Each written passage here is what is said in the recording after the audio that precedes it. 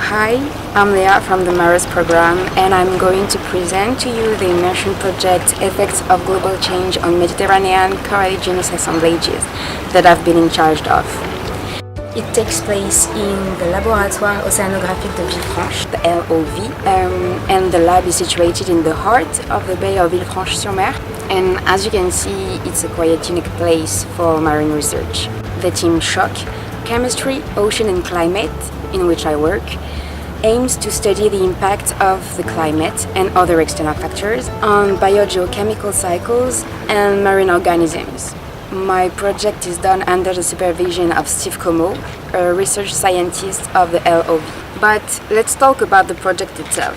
As you may know, global change is threatening all ecosystems in the world, and its effects are already visible in the Mediterranean Sea, a hotspot of biodiversity. The charismatic Mediterranean coreligionous ecosystem shelters close to 20% of the Mediterranean species. It is highly threatened by increasing temperature and decreasing pH. The crystals, coralline algae, which is the engineer of these ecosystems, are studied during this immersion project. The ultimate goal and the most innovative aspect of the project is to evaluate the effects of the changing environmental condition on several generations of coralline algae in order to study their capacity of acclimation and adaptation. We focus on long-term investigation of the effects of elevated temperature. We work on two species, Mesophyllum alternans and Lithophyllum cabiocae. They were directly collected from the bay.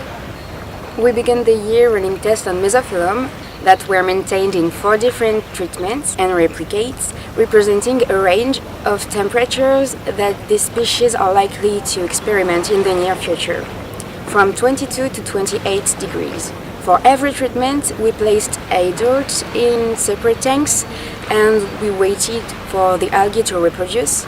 When we had enough recruits in each tank, we removed the adults and obtained our third generation.